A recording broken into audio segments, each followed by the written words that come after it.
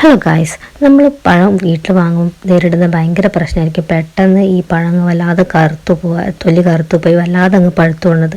ചിലപ്പോൾ ചിലർക്കത് കഴിക്കാൻ വലിയ ഇൻട്രസ്റ്റ് ഒന്നും ഉണ്ടാവില്ല. ചിലപ്പോൾ കളയലായിരിക്കും പതിവ്. നമ്മളെ വീട്ടിൽ ചിലപ്പോൾ അധിക സമയങ്ങൾ ഇത് കളയൽ തന്നെ ഉണ്ടാവില്ല. ഇനി അതങ്ങനെ കളയണ്ട കേട്ടോ. എന്ത് ചെയ്യുക, പകരം ഈ ഒരു പലഹാരം ഉണ്ടാക്കിയേക്കുക. വളരെ ഹെൽത്തി ആയൊരു പലഹാരമാണ്. ഞാനതെങ്ങനെ ഉണ്ടാക്കണമെന്ന് പറഞ്ഞു തരട്ടെ. ആദ്യം ഈ പഴം നല്ലതുപോലെ ചെറുതായിട്ട് അരിയുക. എന്നിട്ടൊരു സ്പൂണോ ഫോർക്കോ വെച്ചിട്ട് ഉടച്ചെടുക്കുക. അല്ലാതെ അങ്ങ് പേസ്റ്റ് ആക്കണ്ട കേട്ടോ. കുറച്ചൊരു കടിക്കാൻ കിട്ടുന്ന രീതിയിൽ അങ്ങനെ ഉടച്ചെടുത്താൽ മതി. ഏകദേശം ഇതേ രീതിയിൽ. എന്നിട്ട് എന്ത് ചെയ്യുക, അതിലേക്ക് നമ്മൾ മധുരത്തിന് അനുസരിച്ച് ശർക്കര പാനി ഉണ്ടാക്കി ഒഴിക്കുക കേട്ടോ. ഞാനിപ്പോൾ ഒരു ശർക്കരാണി മാത്രം എടുത്തിട്ടുള്ള, കാരണം പഴം നല്ല മധുരമുള്ള പഴമാണ്. എന്നിട്ട് അതിലേക്ക് എന്ത് ചെയ്യുക, കുറച്ച് 2-3 ഏലക്ക പൊടിച്ചത് ചേർക്കാം.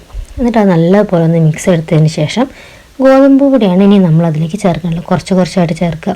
നമ്മൾ ഈ ബാറ്റർ എന്ത് ചെയ്യുക, വല്ലാതെ ടൈറ്റ് ആവരുത്, വല്ലാതെ ലൂസും ആവരുത്. അപ്പോൾ അതിനനുസരിച്ച് നമ്മളെ ഭാഗത്ത് ഞാനിപ്പോൾ 2 കപ്പിൻ്റെ അടുത്തോളം ഗോതമ്പ് പൊടി ചേർത്തിട്ടുണ്ട്. എന്നിട്ട് എന്ത് ചെയ്യുക, അത് നല്ലതുപോലെ മിക്സ് ചെയ്യുക കേട്ടോ. നല്ലതുപോലെ മിക്സ് ചെയ്തിട്ട് എന്ത് ചെയ്യുക, നമ്മൾ ആ ബാറ്ററിൻ്റെ കൺസിസ്റ്റൻസി നോക്കുക. അഥവാ നമ്മളെ ബാറ്റർ കുറച്ച് ലൂസായി പോയിട്ടുണ്ടെന്നുണ്ടെങ്കിൽ ഗോതമ്പ് പൊടി ഇനിയും ചേർക്കുക. അല്ലാതെ വല്ലാതെ ടൈറ്റായിട്ടുണ്ടെങ്കിൽ നമ്മൾ ശർക്കര പാനി കുറച്ച് ടൈറ്റായിട്ട് ഉണ്ടാക്കിയിട്ട് അങ്ങ് ചേർത്താൽ മതി. എന്നിട്ട് പിന്നെ ഞാനിതിൽ അതിലേക്ക് ചേർത്തത് വെളുത്ത എള്ളാണ്. പിന്നെ കുറച്ച് അണ്ടിപ്പരിപ്പും ബദാമും ഉണ്ടായിരുന്നു, അത് ചെറുതാക്കി അരിഞ്ഞിട്ട് അതും ചേർത്ത് കൊടുത്തു. എന്നിട്ട് നല്ലതുപോലെ മിക്സ് ചെയ്ത് ഒരു 5 മിനിറ്റ് ഒന്ന് ആ ബാറ്റർ ഒന്ന് സെറ്റാകാൻ വേണ്ടി വെച്ചു കേട്ടോ.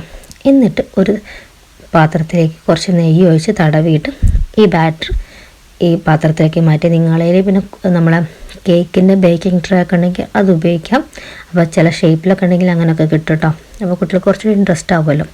എന്നിട്ട് ഈ ബാറ്റർ ഇതിലേക്ക് മാറ്റിയിട്ട് നമ്മൾ സ്പൂൺ വെച്ച് ഒന്ന് ലെവൽ ചെയ്യുക. എല്ലാ ഭാഗത്തേക്കും ഒരേപോലെ ബാറ്റർ കിട്ടുന്ന രീതിയിൽ അങ്ങ് ലെവൽ ചെയ്തെടുക്കുക. എന്നിട്ട് എന്ത് ചെയ്യുക, നമ്മൾ ആവിയിൽ വേവിച്ചെടുക്കുക. ഏകദേശം ഒരു 20 മിനിറ്റിൻ്റെ അടുത്ത് വേണ്ടി വരും കേട്ടോ.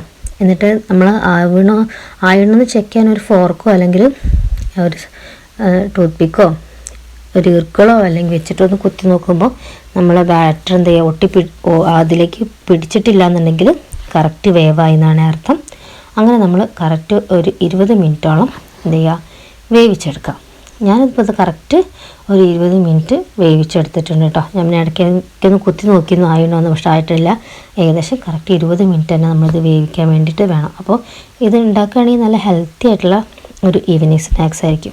ഞാനിപ്പോൾ അത് കറക്റ്റ് 20 മിനിറ്റ് കഴിഞ്ഞിട്ട് തുറന്ന് നോക്കിയതാണിത്. എന്നിട്ട് ഞാൻ ഇർക്കിൾ വെച്ച് അങ്ങ് കുത്തി നോക്കിയപ്പോൾ മാവ് നമ്മളെ ഇർക്കിളിന് ഒട്ടിപ്പിടിക്കണില്ല, സ്മൂത്തായിട്ട് ഇറങ്ങി പോകുന്നുണ്ട്. അപ്പോൾ എന്താ, അത് കറക്റ്റായിട്ട് ഉള്ളിൽ നല്ലതുപോലെ വെന്തെന്ന് മനസ്സിലായി. ഇനി നമുക്കിത് പുറത്തേക്ക് എടുത്ത് വെച്ച് ഇതൊന്ന് തണുക്കാൻ വേണ്ടി വയ്ക്കാം.